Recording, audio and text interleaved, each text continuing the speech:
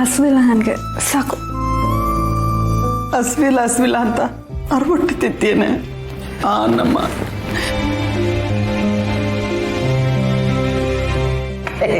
ಗಂಟ್ಲಿಗೆ ನೀರು ಕುಡಿಯವ.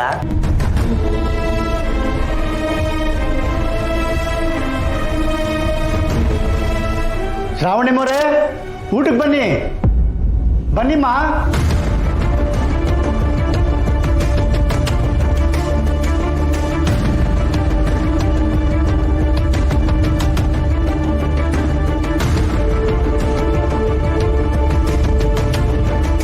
ಮಾವ ಎಲ್ರಿಗೂ ನಾನೇ ಊಟ ಬಡಿಸ್ಲಾ?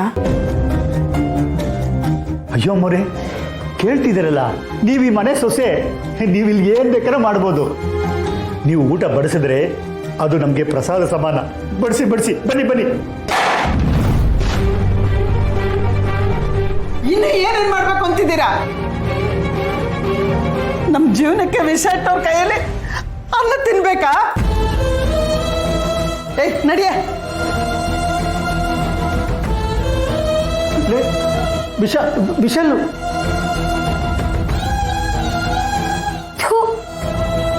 ನೆಮ್ಮದಿಯಾಗಿ ಮನೇಲಿ ಒಂದು ತನ್ನನ್ನು ತಿನ್ನಕ್ಕಾಗಲ್ಲ.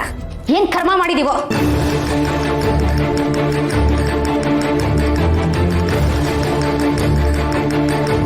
ಅಲ್ಲ ಹಿಂಗೆ ಮನೆ ಜನ ಒಬ್ಬೊಬ್ಬರೇ ಎದ್ದು ಹೋಗ್ತಿದ್ರೆ ಅನ್ನ ಹೊಟ್ಟೆಗಾದ್ರೂ ಹೆಂಗಿಳಿಯುತ್ತೋ.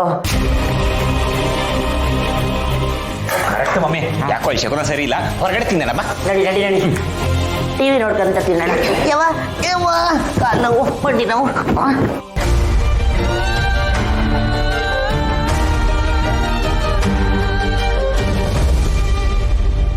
ಮಗನೇ, ಅಪ್ಪನ ಜೊತೆ ಕೂತು ಊಟ ಮಾಡೋಕ್ಕೆ ಮನಸ್ಸಿಲ್ವ ನಿನಗೆ?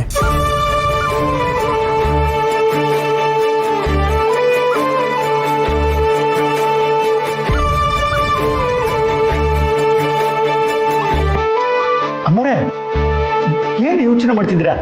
ಬನ್ನಿ ಬನ್ನಿ ಊಟ ಬಡಿಸಿ.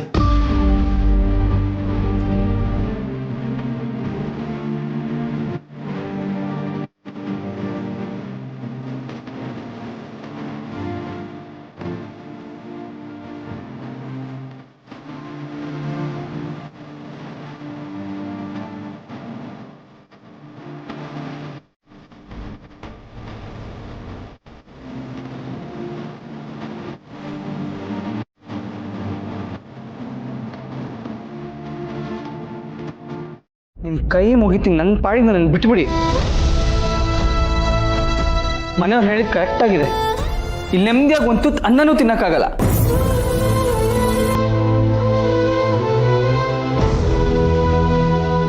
ಏ ಸುಬ್ಬು,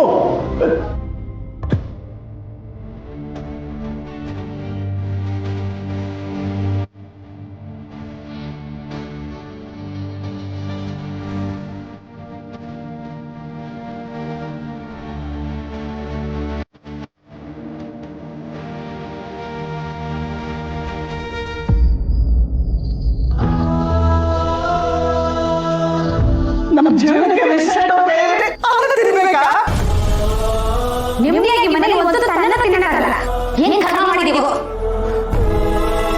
ಮೇಡಮ್, ನಿಮ್ ಕೈ ಮುಗಿತೀನಿ, ನನ್ನ ಪಾಡಿಗೆ ನನ್ನ ಬಿಟ್ಬಿಡಿ. ಮನೆಯವ್ರು ಹೇಳಿದ್ ಕರೆಕ್ಟ್ ಆಗಿದೆ. ಇಲ್ಲಿ ನೆಮ್ಮದಿಯಾಗಿ ಒಂದು ತುತ್ತು ಅನ್ನನೂ ತಿನ್ನಕ್ಕಾಗಲ್ಲ.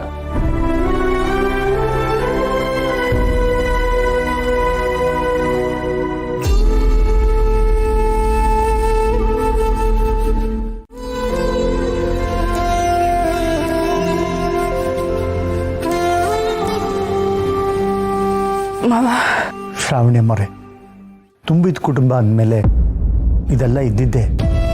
ದೊಡ್ಡ ದೊಡ್ಡ ಅಲೆಗಳಿರೋ ಸಾಗರನ ಸುಲಭವಾಗಿ ದಾಟ್ಬಿಡ್ಬೋದು, ಆದರೆ ಸಂಸಾರ ಅನ್ನೋ ಸಾಗರನ ದಾಟೋದು ಅಷ್ಟು ಸುಲಭ ಅಲ್ಲ.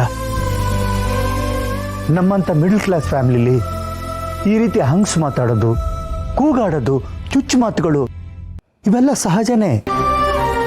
ಆದರೆ ನಿಮ್ಮ ವ್ಯಕ್ತಿತ್ವಕ್ಕೆ, ನೀವು ಬೆಳೆದು ಬಂದಿರೋ ವಾತಾವರಣಕ್ಕೆ ಹೋಲಿಸಿದ್ರೆ ಈ ಪರಿಸ್ಥಿತಿ ನಿಮ್ಗೊಂಥರ ಸವಾಲಂತಲೇ ಹೇಳ್ಬೋದು. ಆದರೆ ಇಷ್ಟಕ್ಕೆ ಸುಮ್ಮನೆ ಆಗ್ಬಿಟ್ರೆ ಹೇಗೆ?